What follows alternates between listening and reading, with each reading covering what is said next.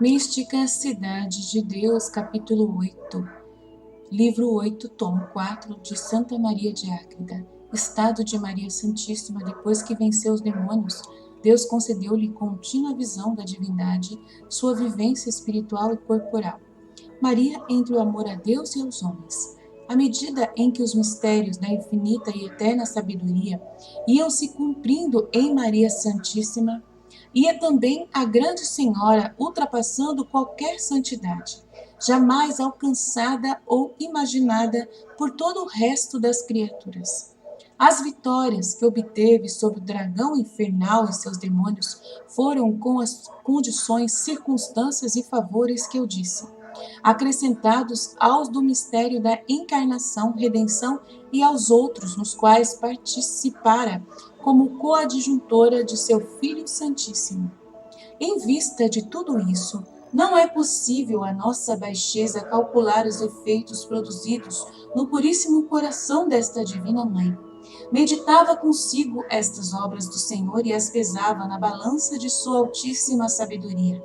A chama e o incêndio do amor divino crescia ali sempre, produzindo admiração aos anjos e cortesãos do céu.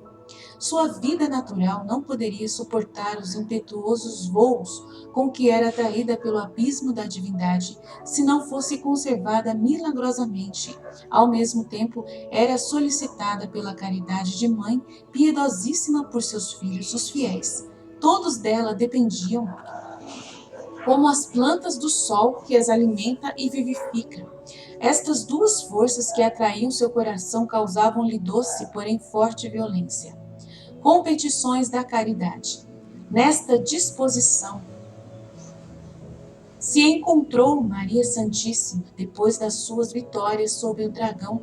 Em todo o decurso de sua vida, desde o primeiro instante havia praticado, de acordo com as épocas, o mais puro, santo e sublime, sem ser embaraçada pelas peregrinações ou pelos trabalhos e cuidados por seu Filho Santíssimo e pelo próximo.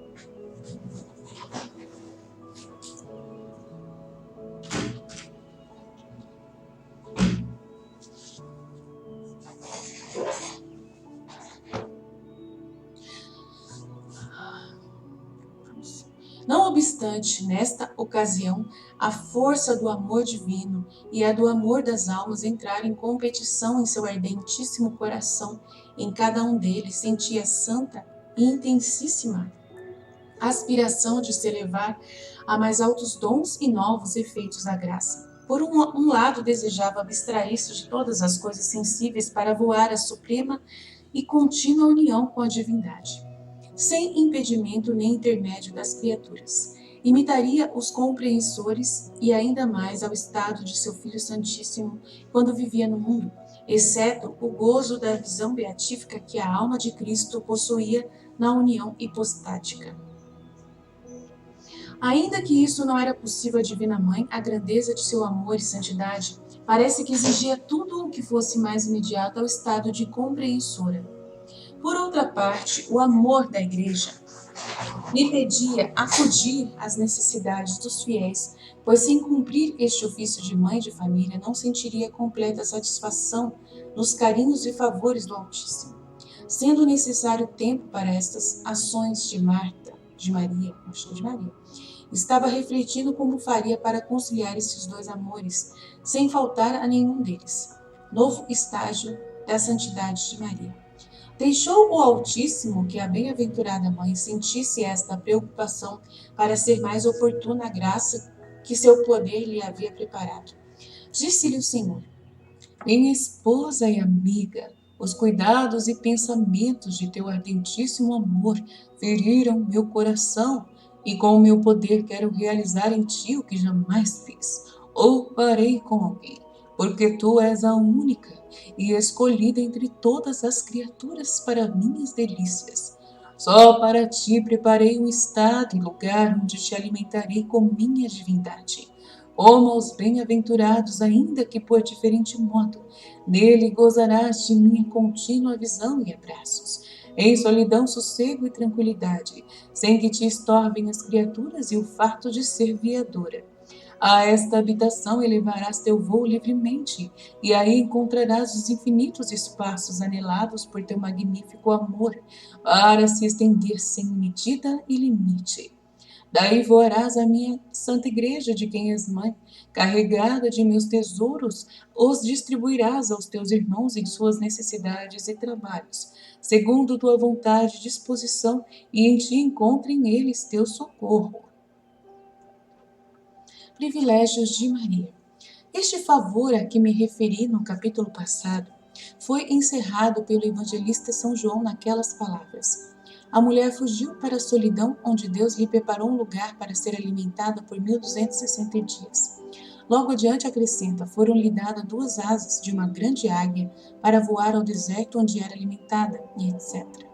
Não é fácil, para minha ignorância, fazer-me compreender neste mistério, porque contém muitos efeitos sobrenaturais que, sem exemplo em outras criaturas, só se encontraram nas potências de Maria Santíssima, para quem Deus reservou este prodígio. Já que a fé nos ensina que não podemos medir sua incompreensível onipotência, é razão confessar que pode fazer com ela muito mais do que podemos entender. Só lhe podemos negar aquilo que for de evidente e manifesta contradição em si mesmo.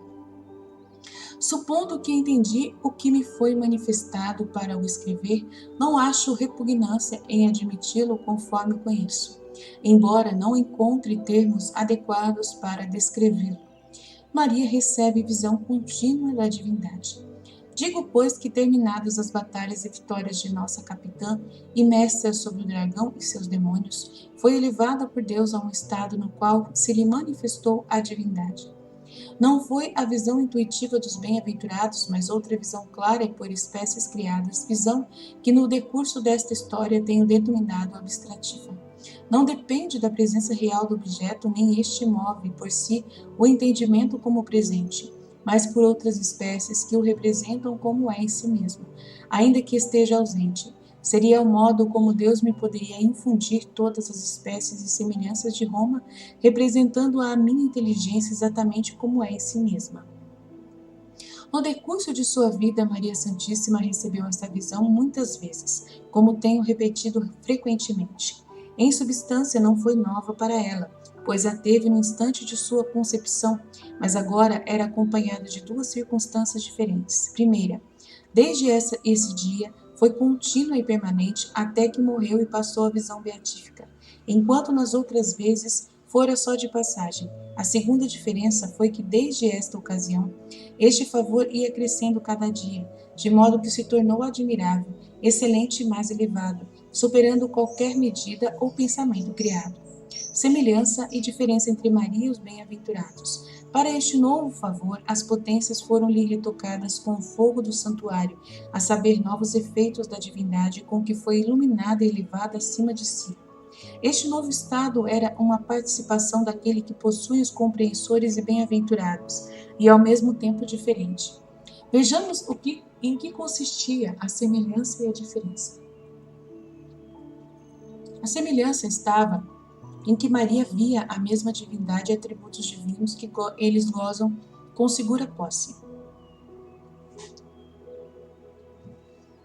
E deste objeto conhecia mais que eles.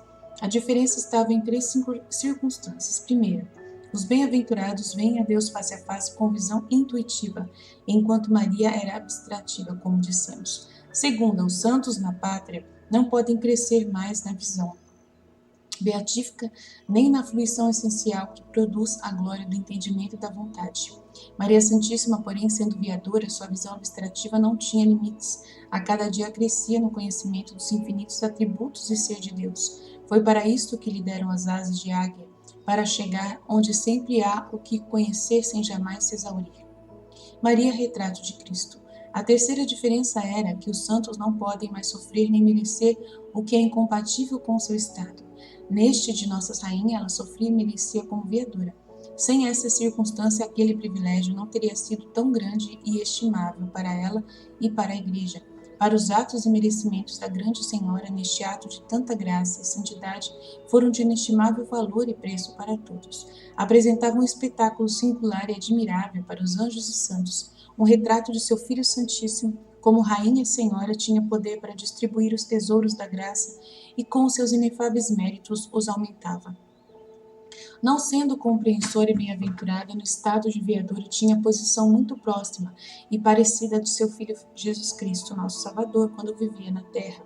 Comparada a ele, era viadora no corpo e na alma, mas comparada aos demais viadores, parecia compreensora e bem-aventurada.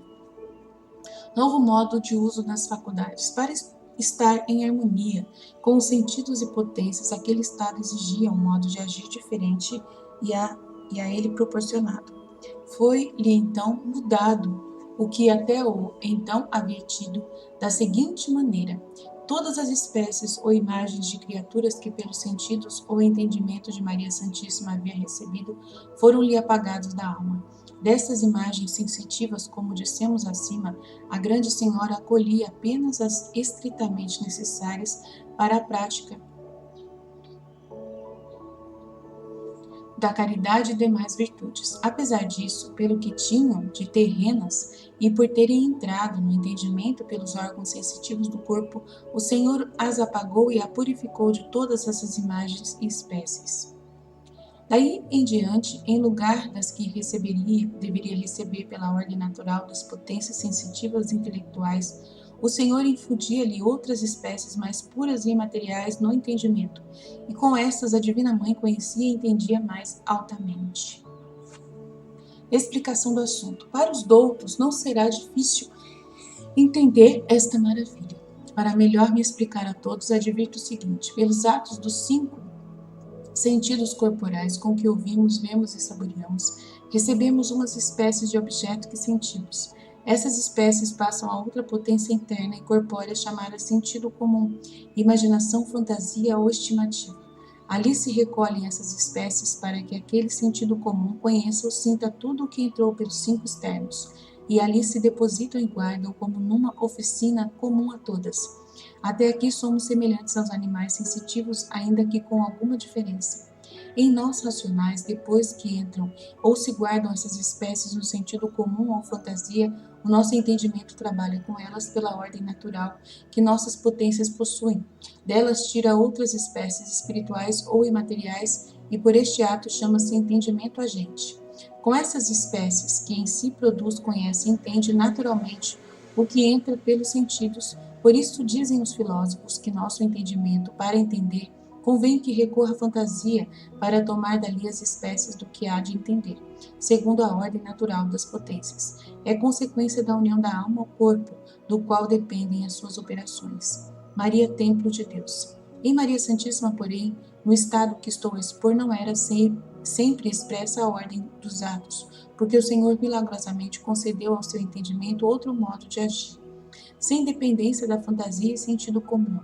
Em lugar das espécies que naturalmente seu entendimento deveria tirar dos objetos sensíveis que atingem os sentidos, infundir-lhe outras que os representam por mais alto modo.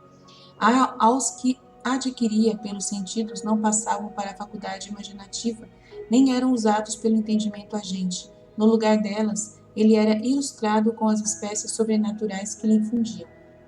Havia ocasião em que as recebia no sentido comum e então aí operavam o que era necessário para ela sentir dor, aflições e penalidades sensíveis. Maria Santíssima era um templo onde realmente acontecia o mesmo que se passava naquele que a simbolizou. As pedras eram lavradas fora dele e no seu interior não se ouviam golpes de martelo, nem qualquer outro barulho, conforme 3 Reis 6:7. Os animais eram imolados e oferecidos em sacrifício no altar fora do santuário, conforme Êxodo 40:27. Neste só se oferecia o holocausto do incenso e aromas queimados no fogo sagrado, conforme Êxodo 40:25. Ação e contemplação. Este mistério se realizava em Nossa Rainha, na parte inferior dos sentidos da alma. Eram lavradas as pedras das virtudes exteriores. No átrio dos sentidos comuns fazia o sacrifício das penalidades, dores e tristezas que sofria pelos filhos da igreja e suas provações. No santo santuário do entendimento e vontade, só oferecia o perfume de sua contemplação na visão da divindade, e no fogo de seu incomparável amor. A este modo sublime de atividade não se adequavam as espécies que entravam pelos sentidos, representando mais terrenamente os objetos na agitação do seu modo de operar. Por isso, o poder divino as excluiu, substituindo-as por outras infusas e sobrenaturais dos mesmos objetos.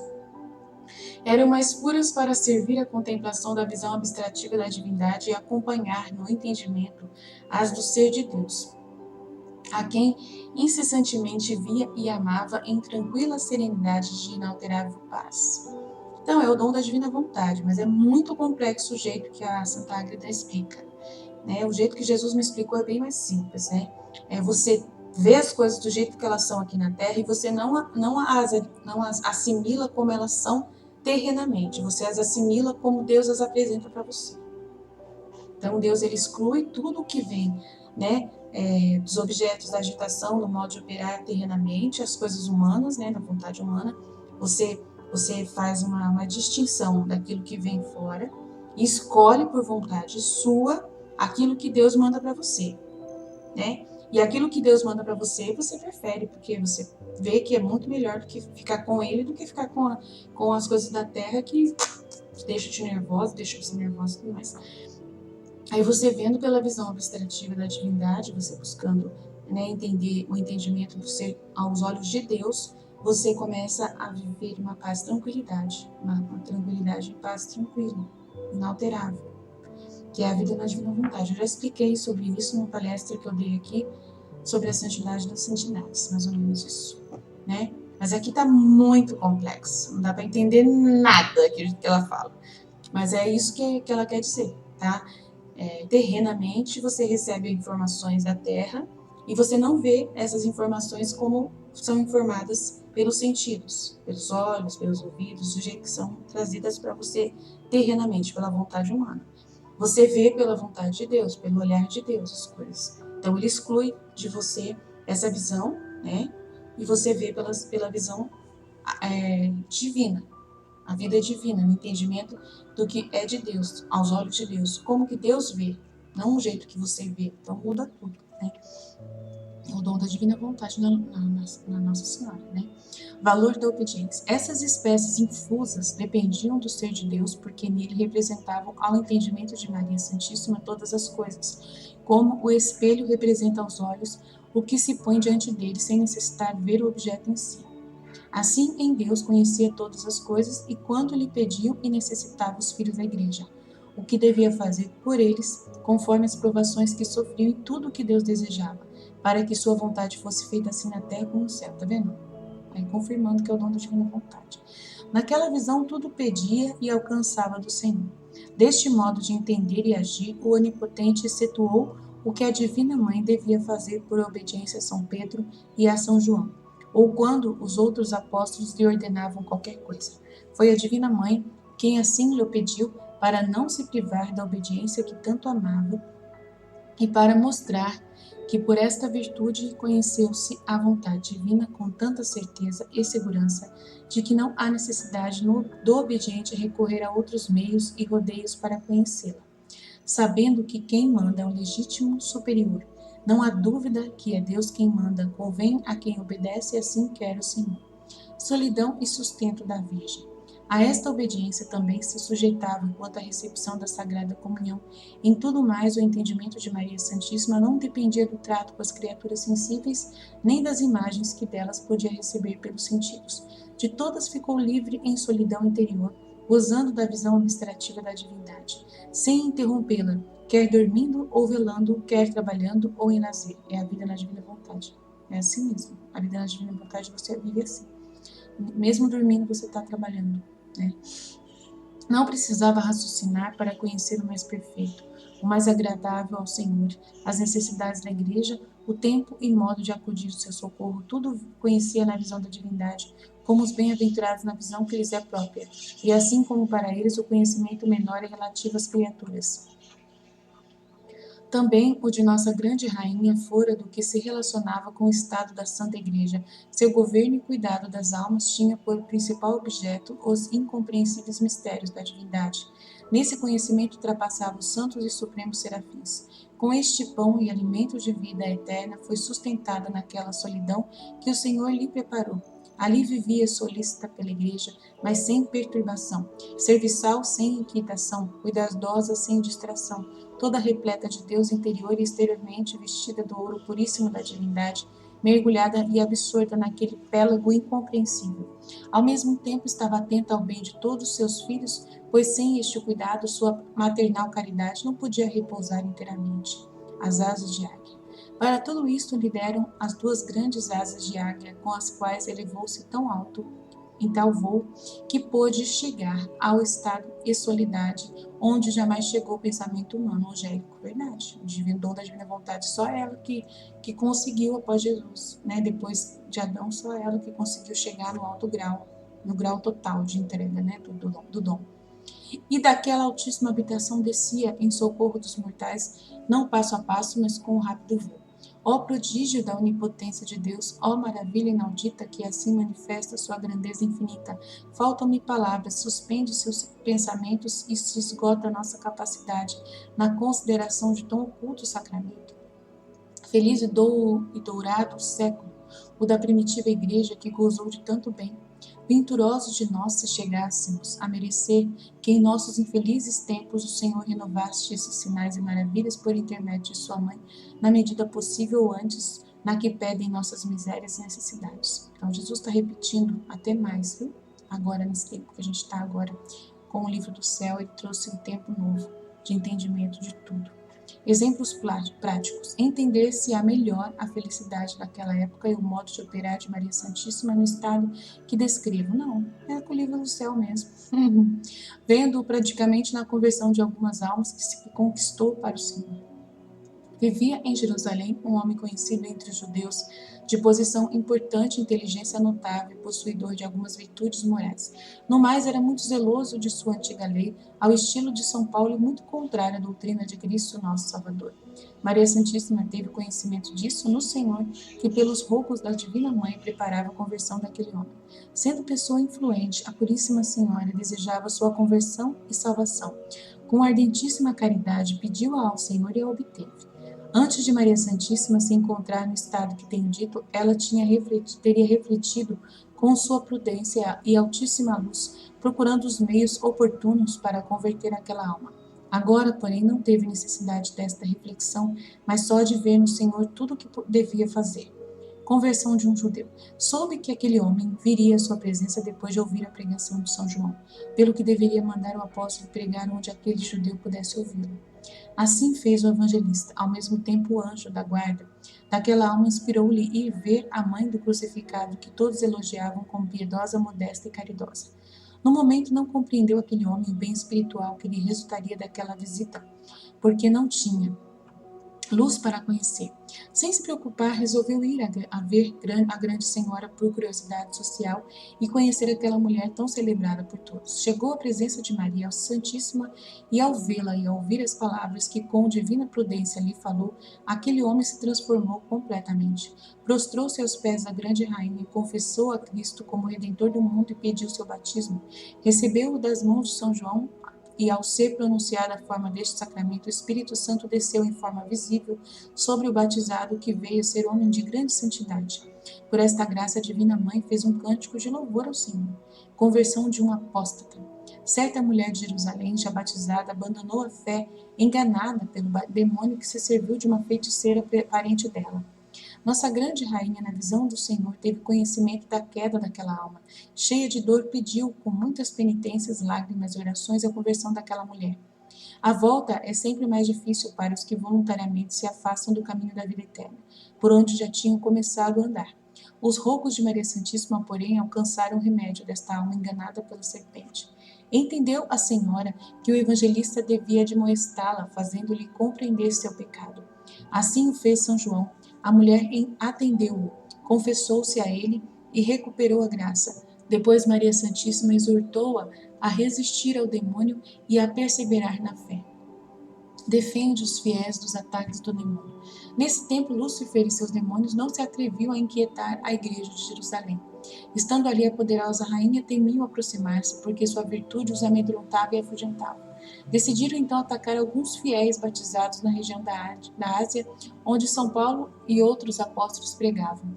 perverteram alguns para apostatarem-se e atrapalharem a pregação. A zelosíssima princesa em Deus conheceu essas maquinações do dragão e pediu ao Senhor impedir aquele mal, caso assim fosse conveniente. Foi-lhe respondido que agisse como mãe, rainha e senhora de toda a criação e da graça que gozava aos olhos do Altíssimo. Com esta permissão divina, vestiu-se de invencível fortaleza, como a fiel esposa que se levanta do trono de seu esposo e toma suas próprias armas para o defender de quem pretende injuriá-lo.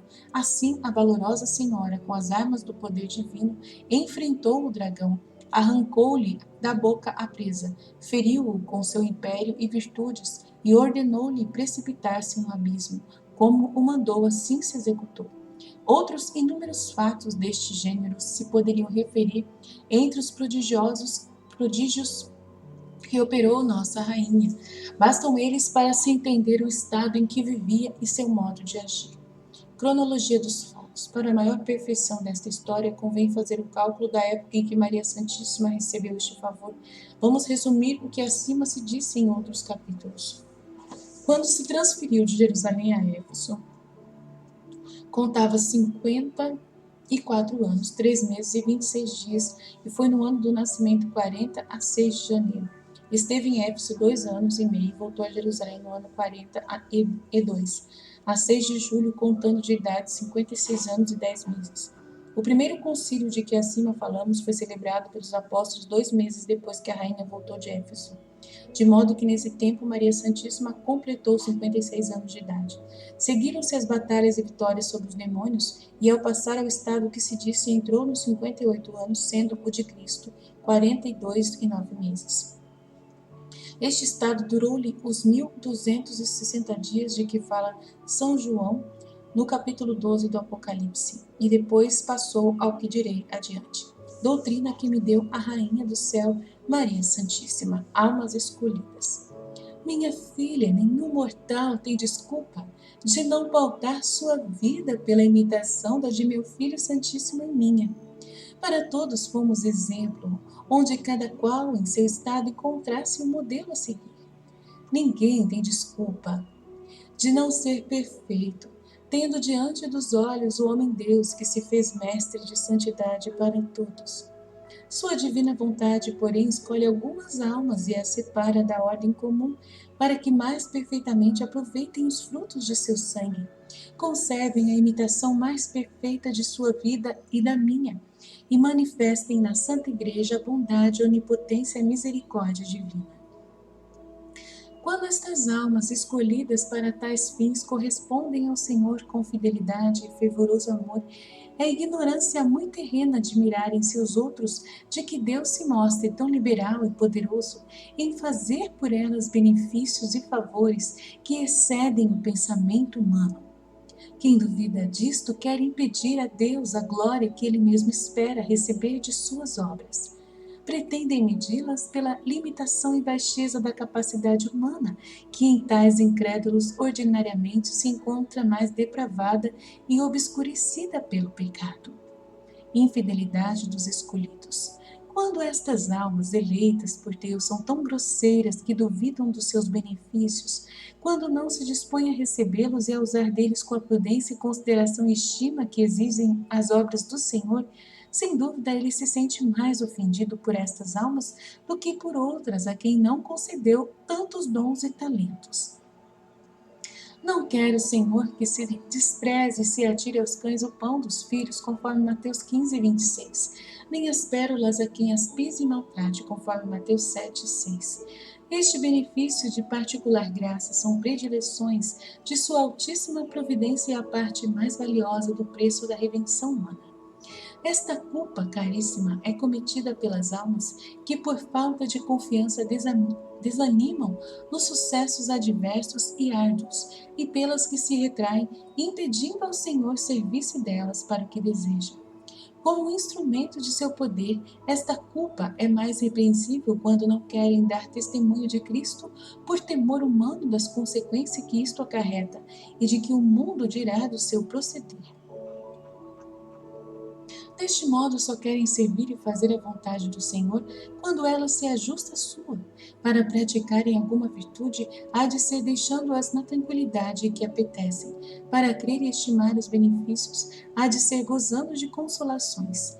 Em chegando à adversidade ou trabalho para aparecer por Deus, logo lhes vem descontentamento, tristeza, despeito e impaciência com que o Senhor vê seus desejos frustrados, e elas se fazem incapazes da perfeita virtude. Ilusão e falsa consciência. Tudo isto é falta de prudência, de ciência e verdadeiro amor que torna estas almas inaptas e sem proveito para si e para os outros. Têm em vista mais a si do que a Deus e se orientam mais pelo amor próprio do que pela caridade divina. Tacitamente cometem grande ousadia, porque querem governar o próprio Deus e até repreendê-lo. Dizem que fariam por ele muitas coisas se fossem com tais e tais condições, mas sem isso não é possível. O que não querem é arriscar seu crédito e seu sossego, ainda que sejam para o bem comum e a maior glória de Deus. E porque não dizem isto claramente, pensam que não cometem esta culpa tão atrevida que o demônio lhes encobre para não a perceberem. Vigilância e desprendimento. Para que te guardes, minha filha, de cometer esta monstruosidade, pondera com discrição o que de mim escreves e entendes, e como quero que o imites. Eu não podia cair nestas culpas, e apesar disso, meu contínuo cuidado e súplicas eram para inclinar o Senhor a governar todas as minhas ações, unicamente por sua santa e agradável vontade, não me deixando liberdade para fazer qualquer coisa que não fosse de seu maior beneplácito. E para isto, de minha parte, procurei esquecer e me desprender de todas as criaturas.